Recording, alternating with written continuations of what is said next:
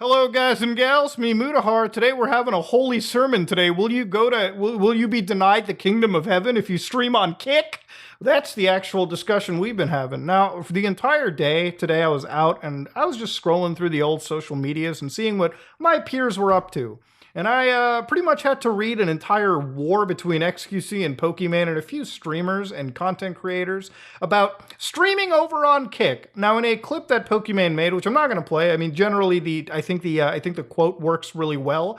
Why would I compromise my morals and ethics for more money when I have money?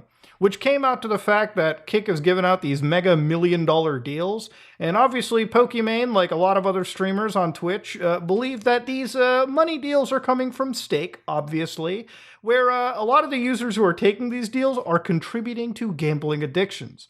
So I want to talk about just the nuance, but I want to give you a bit of history. The reason why this topic is so important to me is because I've had two people in my life that have gambling addictions. And it ruins a life. You know, let me tell you, it's not the financial problems. It's the fact that the people around you have to suffer through your financial issues if they're dependent on you. You know, two people that, would come up to you at any given moment and be like, hey, I need money, I need some money, I need some money. It would be a constant, thing that I would hear. And when I knew where the money was going to, because gambling addictions are like any addictions, they put their hooks into you and getting out of it is very difficult. To me, I think all addictions are bad. Pornography addictions, alcohol addictions, drug addictions, gambling addictions. If you have any addiction, you need to go seek help. Gambling addiction is so serious that plenty of governments and agencies have like self-exclusionary lists partnering with official casinos where they will not allow you to play whatsoever if you are on a list. It's that bad. So, ladies and gentlemen, I want to get started with just how this goes. So obviously Twitch is owned by Amazon and Kick is owned by Stake. Stake is a online unregulated crypto casino. They have regulations in certain territories, but the reason why some people say it's unregulated is because of its crypto tie-in. So to understand, the way that I've always seen online crypto casinos is usually when it came to, any person advertising this to their fan base, some of them would be under 18. Now, using some of these websites, you create an account, they give you a deposit, a crypto address. You can send money into that crypto address. It gets credited onto the account. You can play slots, gamble, and they don't check that you're 18. Some of them don't. I don't know if things have changed dramatically now, but when it came to cashing out the winnings, oh boy, they would be like any bank in America or Canada. They would check for every piece of paperwork for you to cash out. So for me, that was the really weird part. When I go to a, legal casino, they check for my driver's license and they make sure that I'm wiring money from my bank account. There are a lot of steps that a legal casino, one that's regulated under the state, goes through to make sure that users are 18 plus. Same with sports betting or whatever. Now, that's pretty much the distinction. If a lot of these casinos were regulated, completely legal, and they did their checks to a T, the same checks that I would be getting at any bank or financial institution, I wouldn't really have a problem. Because at the end of the day, gambling, as much as I have an issue with it, it's a choice you as an adult make, right? Like, at the end of the day, if you want to ruin your life or enhance it, that's on you, dog. I don't care. I live my life, you live yours. That's the kind of mentality that I work with, okay? So, ladies and gentlemen, when it comes to the morality situation over here, Kick has been handing out millions and millions of dollars to various streamers. And I can definitely sense some green eyeshadow when it comes to certain streamers because, yeah, that's a lot of money that I guess anybody would wish they would have. Who doesn't want to have $50 million extra in their account, $100 million? If you say that you don't, I think there's a hint of lies behind that, okay? And of course, at some point, having, enough money, in my opinion, is enough money. For me, I can retire and live comfortably. But for some people, obviously having more and more and more, that's just how they operate. Now, where the morality comes into is obviously taking money from a site like Stake means that you're taking money from gambling addicts and also you're contributing back into gambling. So there's a pretty simple moral check about this too. When you look at Kick.com, there really isn't any branding to Stake. Yes, the most popular category by far is the slots and casinos on average. And a lot of those people over there are streaming on websites that would not be allowed on Twitch. Now, on average, if you go to Twitch, there's actually more gamblers, but I guess they're gambling on the legal sites. which I think is a pretty decent distinction. I think, hey, any site that requires its user bases to have 18 plus checks constantly, that's okay. I usually find it really hazy when a website isn't checking that as much, because then kids easily slip into, and that's really the problem. When you're over 18, you'll fuck up your life however you want, don't give a shit. Now, the entire idea of ethical consumption is so funny to me. So to say that streaming on Kick is bad because they're owned by Stake, when Amazon themselves is one of the more evil companies in the world. You know, a company where employees have been reported to be pissing in bottles. Amazon themselves hates the word union so fucking much that I swear to God, I don't know if this is entirely true, but I laughed at the fact that I think even the Twitch CEO had the word union like muted on their actual streams. I'll edit that in if I can. This is an entire company that has the moral fiber of like, you know, just hell, okay? It's not a good company, period. Now, one could argue that the direct harm from Stake gambling is maybe more worse, but to me, I think that both sides are just evil with a different shade attached to it.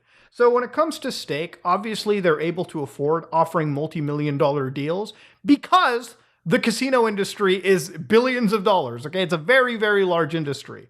Now, obviously, Kick is offering 95-5 splits, which pretty much shows that they're not really making a lot of money on their website. They're actually dumping a lot of money too. I actually said this a few days ago in a video that because of the amount of money that they're spending, any federal agency, if they didn't have their red flares in the air right now, they absolutely do at this moment in time. Now, to me, when I see a streamer get a deal for on Kick for streaming, I think what really separates it and what really should deconstruct this moral argument is that streamer also gambling? Because if the streamer gets paid $50 million to play Call of Duty Warzone and not gamble, is that really immoral? At the end of the day, they signed up to a website. They're not promoting gambling. They're not pushing the people watching their content to go look at a gambling stream. Hell, if you go to Kick right now, there literally isn't any gambling ad or anything on their site. And I believe gambling is an 18 plus topic, which in my opinion, gambling should be as 18 plus as pornography. But that's just my hot take, okay? Feel free to disagree. So any streamer that's getting paid money to play a video game or watch movies or television shows, but not directly sending people in to gamble, in my opinion, is just as moral as streaming on Twitch. None of these deals so far, at least the big ones, have ever shown that a streamer needs to be gambling at any given hour to also like subsidize their deal. No, that doesn't appear to be the case. Now, obviously on Amazon, you know, people play gameplay on their website without ever pushing Amazon's principles. I think at the end of the day, the moral argument should literally be taken with two extra steps, okay? You should A, look at if these websites are promoting unregulated versus regulated websites, and two, if the streamer in question is also fucking gambling.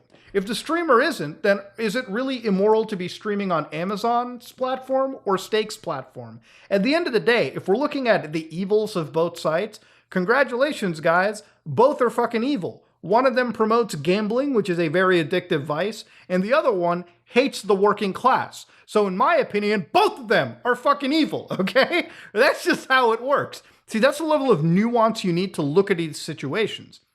Now, the other scenario when it comes to something like Stake, something like these casinos, obviously they're dumping a lot of money into it. The best thing for anybody who thinks that Stake is in the wrong is to actually get people to just stream general gameplay over on Kick. I would absolutely love to see Kick survive and thrive and have more people streaming regular gameplay and personalities versus gambling.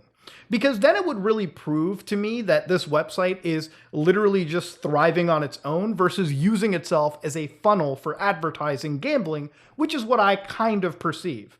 Obviously, if the site has 90% of users and streamers that are watching gameplay and watching random like content versus like 10% of people who are just strictly promoting gambling, that could be absolutely terrible for something like Kick and Stake if it's, you know, again, not truly profitable on its own. That's just kind of where I sit into, all right? I want to see if this website can survive, if more people stream on it for regular generic stuff versus the hyper-focused gambling websites. That would be an interesting focus for me. Now, at the end of the day, the ethical streaming angle, like should a streamer be punished or like, ethically should be like ethically punished in a way for streaming on Twitch versus Kick, I don't even think that should be a factor. Regardless of what streaming platform you go to, Google, Amazon, Stake, well, the parent companies in this case, they all have a level of evil that I think is pretty equatable to one another, except just in different shades.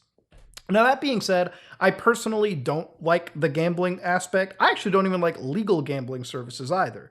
There have been plenty of times that we've been offered advertising for legal gambling services like sports betting and whatnot, and I've denied all of it simply because I don't think I could live with myself. My mom and dad couldn't look at me if I took $1 of Gamba money. That's just where I personally stand in the situation. But if you're a streamer, all right, feel free to stream on Kick and Twitch. Don't let any fucking person on the internet tell you what's morally right or wrong, which platform is okay or it isn't. Because at the end of the day, if we're talking about ethical consumption, there is no ethical consumption under the system that we're in. That's just a matter of fact.